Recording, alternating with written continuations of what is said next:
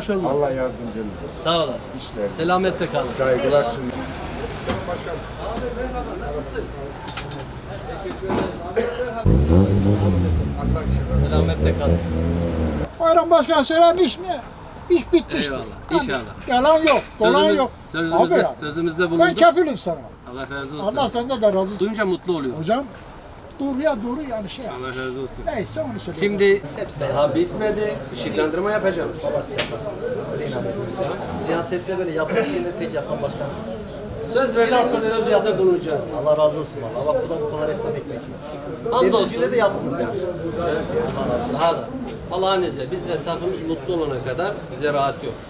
Siz mutlu olun, biz de rahat uyuyalım. Siz böyle çalışırsınız.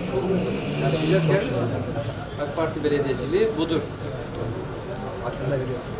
Biz inşallah Cumhurbaşkanımızın yükünü alacağız. Tamam, bunun sözleri burada yerde Siz böyle kalmayacak. çalışsa bir de destek sonra. Allah razı olsun. Hayır duanız eksik olsun. Allah'ım. Nasılsın?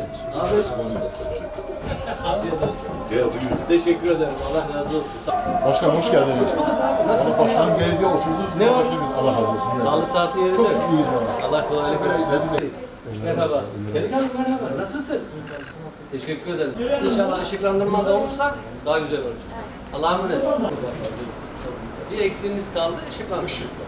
Başlattık onu da. Allah'ın izniyle sözlerimizde bulunduk. Arkadaşlar nasılsınız? Maşallah. Hangi okuldayız? Aşağı Kanal Boyu diye tarif edilen hemen Hürriyet Parkı'ndan başlayıp eski stat, Millet Bahçesi biten geçici konteyner çarşımızı ziyaret ettik. Buradaki kardeşlerimiz, esnaf arkadaşlarımız Emekli Parkı'ndaki esnaflarımızdı. Söğütlü Camii'nin inşaatını başlamasıyla birlikte oradaki arkadaşlarımızı hızla buraya naklettik. Taşınmasını gerçekleştirdik, yerleştirdik. Hamdolsun sorunsuz bir şekilde taşıma işi bittikten sonra çatı kısmına geçtik. Gördüğünüz üzere hemen çarşımızın üst kısmı tamamen bitirdik bugün itibariyle.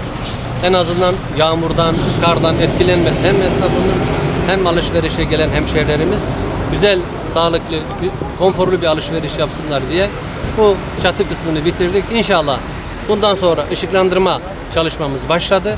Kısa sürede ışıklandırmayı bitirirsek inşallah en azından akşamları bura karanlık olmayacak. Buradaki kardeşlerimizi, esnaf arkadaşlar buraya taşırken söz vermiştim. Burası Malatya'nın en güzel geçici konteyner çarşısı olacak. Çok şükür bu yolda hızla ilerliyor burası. Malatya'nın bugün itibariyle en güzel geçici kapalı konteyner çarşı. Eski bizim Isır çarşımız vardı ya. Burası onun daha moderni, daha güzeli ve daha büyüğü. Burada bizim çarşı esnafımızdan, her branştan arkadaşlarımız var. Akla ne geliyorsa, terzisinden, berberinden, tuhafiyesinden, cep telefonundan, çiğ köftesinden, elektronik malzeme, gözlük, yani bilimum ihtiyaçlarının karşılandığı bir çarşı. İnşallah eksikleri biz ara ara uğrayıp tespit edip gidereceğiz. Hemşehrilerimiz güven içinde bu çarşımızda alışverişini yapsınlar inşallah. Ben bir kez daha bize göstermiş oldukları sabırdan dolayı esnaf kardeşlerime teşekkür ederim. Bizler onların emrinde olacağız. Onların ihtiyaçlarını, eksiklerini gidereceğiz. Biraz daha bize sabırla katlansınlar inşallah. Teşekkür ederim.